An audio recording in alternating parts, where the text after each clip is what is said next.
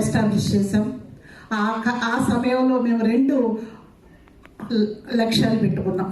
ఒకటి, total body donate చేసేయాలి, including organs, ice.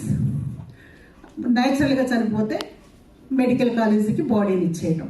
అలాగే బతికుండగా చేయదగ్గ దానం కణజాల దానం ఉంది, ఇంకా లేదా బ్లడ్ డొనేషన్ ఉంది. అందుకనే మా నినాదాల్లో ఫస్ట్ మేము రక్తదానం చేయమంటే అది కూడా ప్రాణదానమే. కాబట్టి 18 ఏళ్ళు నిండిన మీ అందరూ కూడా రక్తదాతలుగా, ప్రాణదాతలుగా మీరు అందరూ కూడా సాటి మనిషిని కాపాడవచ్చు.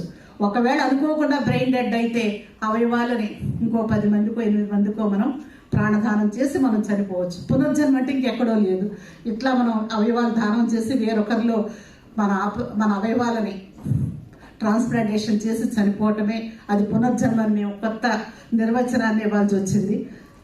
అలాగే న్యాచురల్గా చనిపోయిన బ్రెయిన్ డెడ్ ఏదైనా కళ్ళు దానం చేస్తాం 6 గంటల లోపల కానీ అని. టోటల్ బాడీని న్యాచురల్ డెత్లో మాత్రం మీ వైద్య రంగ పరిశోధనలకి ఇది చేయడానికి అవకాశం ఉంది. కాబట్టి మేము టోటల్ బాడీ డొనేషన్ మూమెంట్ తీసుకున్నప్పుడు మొదటి కష్టమైనా కానీ చెప్పాను కదా, మంచితనం ఉంది, ఇంకా మానవత్వం ఉంది, ప్రేమతత్వం ఉంది, సమాజానికి ఏదో ఒకటి ఇవ్వాలనే సమాజంలో మంచి మనుషులు ఇంకా ఉన్నారు.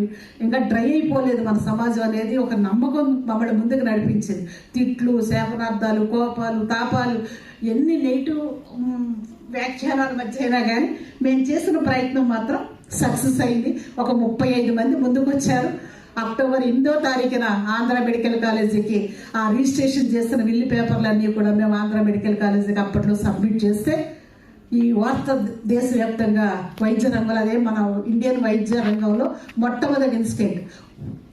ఒక సామూహికంగా ఒక 35 మంది బతికుండగానే తమ టోటల్ బాడీని డొనేట్ చేస్తూ ఒక మంచి నిర్ణయం తీసుకుని విల్లు రిజిస్టర్ చేసి ఆ పత్రాలు మెడికల్ కాలేజీకి ఇచ్చిన ఒక చరిత్రాత్మక రోజు కింద అది రికార్డ్ చేయబడింది. పేపర్స్ కానీ ఎలక్ట్రానిక్ మీడియా కానీ పెద్ద ఎత్తున ప్రాచుర్యంలో తీసుకొచ్చాయి. వెంటనే ఈ విషయం మా అవసరాలు రామకృష్ణారావు గారు హైదరాబాద్లో ఉండి చూశారు.